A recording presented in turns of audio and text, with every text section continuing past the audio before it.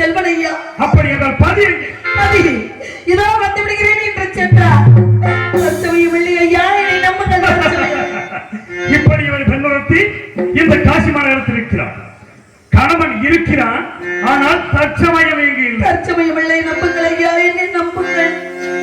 என்ன இது? இவர் கருத்தில் ஏதோ படி படி படி என்று எண்ணுகிறது. என்னவென்று பார்க்கிறேன்.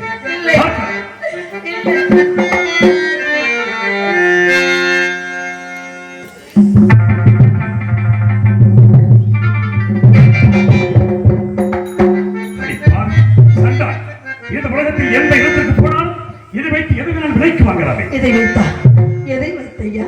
உன்னிடம் ஒன்றுமே இல்லை. எதுமில்லை. ஒன்றுமில்லையா? என்னை நம்புங்களையா? என்னிடம் ஒன்றுமே இல்லையா? கழுத்திற்கு தாலி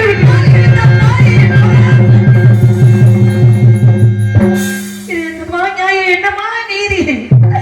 யாருக்கு என்னமா திளைத்தோம்? 33 தேவர்களுக்கும் தெரியாத மங்கையும், நான் பெற்ற மகனுக்கு தெரியாத மங்கையும், என்னை பெற்ற தாய் தகப்பனுக்கு தெரியாத மங்கையும், என் கணவர் என்று பிற கண்களுக்கு தெரியாத மங்கையும், கேவலம் சுடலிலே காப்படு முழுத்துண்டு வாங்கி பொசிக்கக்கூடிய நீசன் கண்டுவிட்டான். நீதி தவறிவிட்டேனா? நீதி தவறிவிட்டேனா?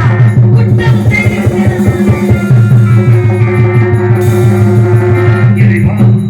என்ற சோதனை கேவலம் மூவரி அவர்களுக்கும் தெரியாத தாயை கேவலம் இந்த மலையாளத்திலே காற்படும் உலகத்தோடு வாய்க்கல்வி வாங்கி பிழைக்கும் நீச்சல் கண்டானே நெருப்பிலே விழுந்த புழுவாக துடிக்கின்றானே. எனது பத்திரி தாராவதிக்கல்லவா உண்டு. இவன் என் மனைவி தாராவதியா? இருந்து கிடக்கின்ற இந்த குழந்தை என் மகன் லோகிதாசனா இருக்காது. இதுவும் அந்த விசுவாசத்தின் சூழ்ச்சியாக இருந்தாலும் இதை விசாரித்து பார்ப்போம். மா பெண்ணே, மங்கையே உடைமணந்த கணவன் அல்லாது மற்றொருவர் கண்ணுக்கு தோன்றாத மாங்கல்யத்தை பங்கமுற்ற முளையன் கண்ணில் காணவோ வைத்தேன். பங்கம் வந்து வாடுகின்ற பெண்ணே பெண்ணே பெண்ணே, ஒரு கணவனது பெயர்தான் என்ன?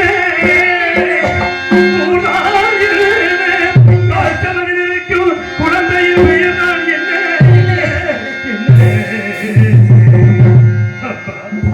உன் மனதினில் உள்ள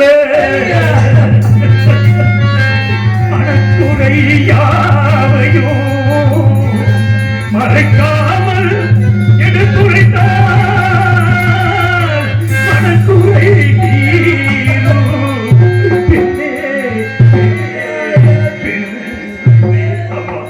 தாங்கள் யார்? எந்த நாட்டை சேர்ந்தவர்கள்? இறந்து கிடக்கின்ற குழந்தையின் பெயர் என்ன? உன் பெயர் என்ன? விவரமாக சொல். ஐயா, கட்டில வைத்த பிணத்தை காலால் எட்டி வைத்தீர்கள் ஐயா. ஊர் என்ன, பேர் என்ன, உறவு என்ன என்று கேட்கிறீர்களே. என் கதையை கேட்கும் அளவுக்கு தாங்கள் யார் ஐயா? ஏன் என் கதையை கேட்க வேண்டும்? நான் எந்த கதையை சொல்ல ஐயா? பட்ட கதையை சொல்லவா, படத்த கதையை சொல்லவா? இந்த பாவி பெண் உலகத்திலே பிறந்த கதை நான் ஏன் சொல்ல வேண்டும்? எதற்கு சொல்ல வேண்டும் என்றால் எனக்கு வேறு வழி தெரியவில்லையே. என் கதையை கேட்ட பிறகாது நான் பெற்ற மகனை தகனம் செய்வீர்கள் என்ற ஒரே அனுமதியோடு சொல்கிறேன் ஐயா. கேளுங்கள் ஐயா, கேட்டு குறித்து போங்கள் ஐயா, குறித்து போங்கள் ஐயா.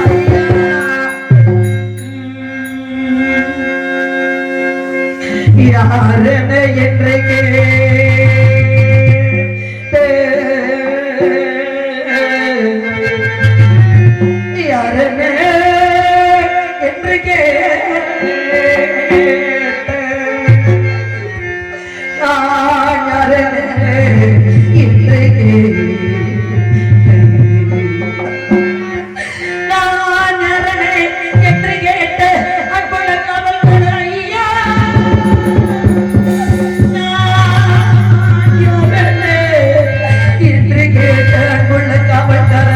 ஐயா ஐயா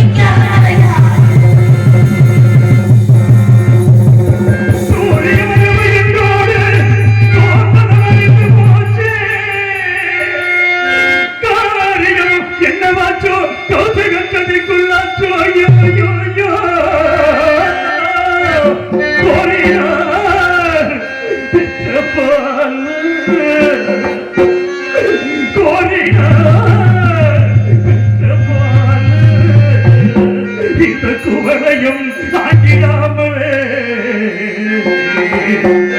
காரில் காட்டி பாம்பே கதிருமே இறக்கிறாய்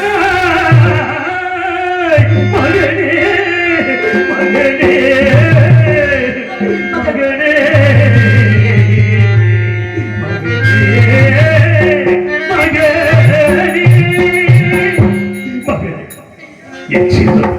நீ இறந்து விட்டாயா? நீ இறந்து விட்டாயா? நான் இறந்து எனக்கு கொள்ளி வைப்பாய் என்று நினைத்தேனே. ஆனால் நீ இறந்து கொள்ளிக்காசு போடக்கூட வழி இல்லாமல் என்று கொண்டிருக்கின்றேனே. நான் பிறந்ததற்கே வழி தெரியவில்லை. நீயும் வந்து பிறந்து இறந்து விட்டாய். நான் பிறந்த காரணத்தை நானே அறியும் முன்னே. நான் பிறந்த காரணத்தை நானே அறியும் முன்னே. நான் பிறந்த காரணத்தை நானே அறியும் முன்னே. நீயும் வந்து ஏன் பிறந்தாய் செல்வ மகனே? ஏன் பிறந்தாய் மகனே? ஏன் பிறந்தாயோ? இல்லை ஒரு பிள்ளை என்று ஏங்குவோர் பலர் இருக்க.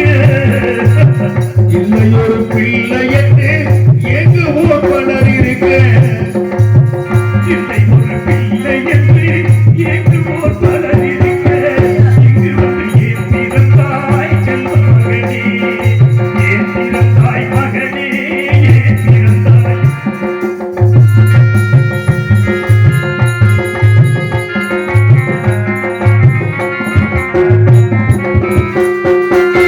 நாடாத மன்னனுக்கு துணையாய் வந்து இங்கு. மக்களுக்கு துணையாய் வந்து இங்கு. நாடாத மன்னனுக்கு துணையாய் வந்து இங்கு. காதல் மனம் பிழைக்க வந்தார் நாட்டையர்.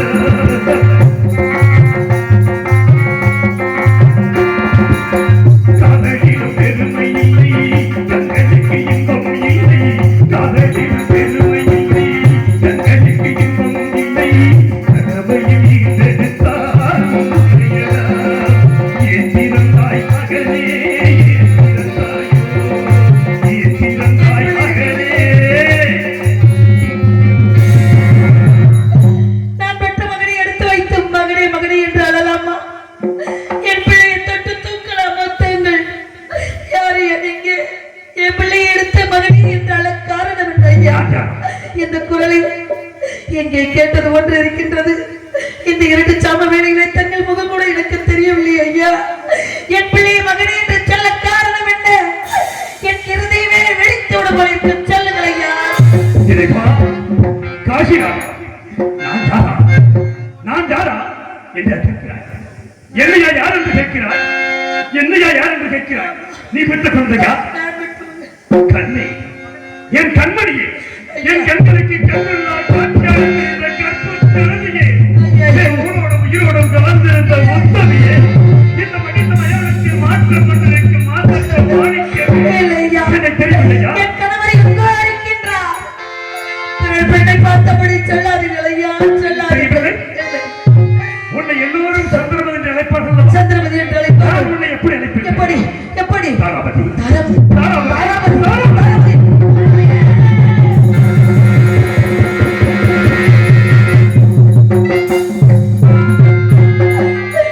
சாமி, இது என்ன கோலம் சாமி? நமக்கு போய் சேகரிக்க சென்றான். அருவத்தின்றி இறந்து விட்டான். உத்தரவு கேட்டேன். மயானத்துக்கு செல்லக்கூடியவளுக்கு எதற்கடி காவி உடை, இந்தடி கருப்பு உடை என்று கொடுத்து அனுப்பினார்கள். வேதனை கடுமைப்படுத்தி வைத்துவிட்டு இதோ வந்து விடுகிறேன் தராபதி என்று காவி உடையோடு சென்றீர்களே. மயானத்திலே கருப்பு உடை தரித்து இருக்கின்றீர்களே. இங்கு தாங்கள் எப்படி வந்தீர்கள்? தாராபதி, எப்படி? நட்சத்திரங்களுக்கு கொடுக்க வேண்டிய பொருளுக்காக என்னை நான் விலை கூறி சென்று வெளியூர் சென்று 48 நாள் வந்தார் அல்லவா? ஆமா. தலைமை சம்பளம் 16,000 பொன் கேட்டார். என்னை விலை கூறி சென்று வீரமாக என்னும் காவலருக்கு அடிமையானேன். இந்த மயானத்தில் வந்த பிணங்களை சுட்டரித்து சென்றிருக்கிறேன். கண்ணே சுவாமி, 56 தேசத்தை ஆண்ட சக்கரவர்த்தி மயானத்தை காப்பதா? இது என்ன நீதி, நியாயம், தர்மமா ஐயா? சுவாமி, தங்களிடம் நான் எதையுமே கேட்டதில்லை. நான் கேட்காமையே அனைத்தும் நடந்திருக்கின்றது நல்லதாக. இப்பொழுது தங்களிடம் நான் ஒன்றே ஒன்று கேட்கின்றேன்.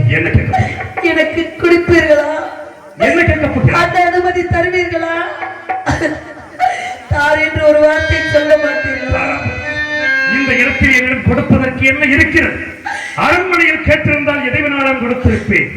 ஆனால் இங்கு வந்து கேட்கிறேன் என்கிறாயே, நான் என்ன செய்வேன்? இருக்கிறது மன்னா, இருக்கிறது. என்ன இருக்கிறது? இருப்பதாக இருந்தால் கேள், தருகிறேன். ஊருக்கு தெரியாமல், யாருக்கும் தெரியாமல், காப்படம் உலத்துண்டு வாங்காமல் நம் மகனை தகனத்தை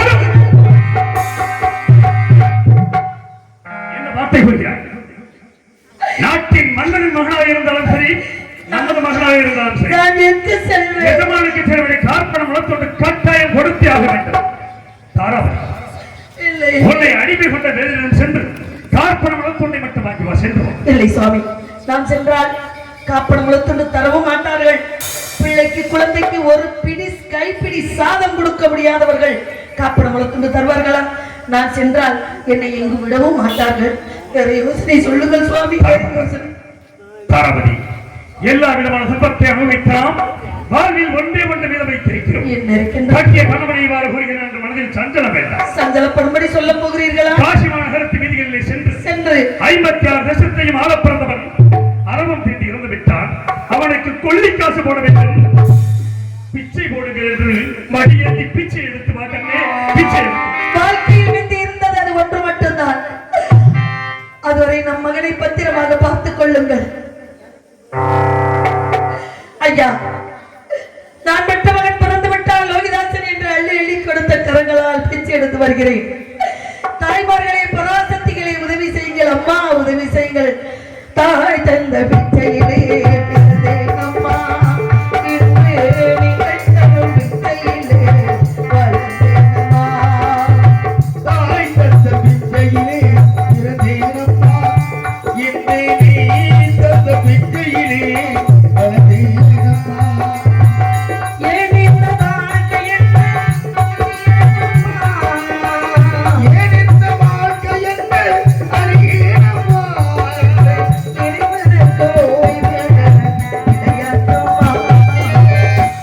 அந்த பிச்சையிலே பிறந்தேன் அம்மா, இன்று நீ தந்த பிச்சையிலே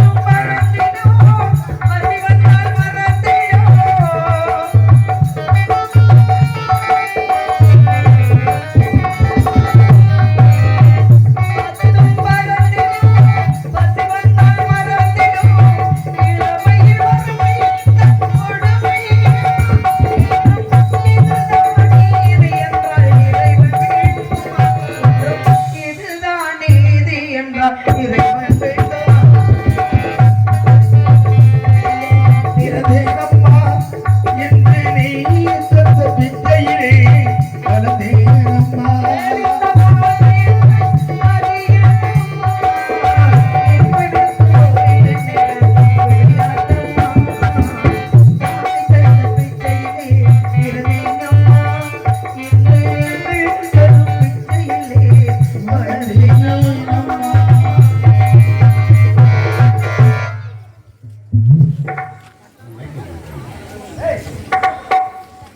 மன்னனுடைய மகனை கனவு வந்து கழுத்துன்னு வச்சுக்கொண்டு அவன் மேல இருக்கிற நகை நட்டெல்லாம் எடுத்துக்கொண்டு வித்துவிட்டு காசு பணத்தை கொண்டு வந்துருக்குறேன். அப்படி எல்லாம் இல்லையப்பா.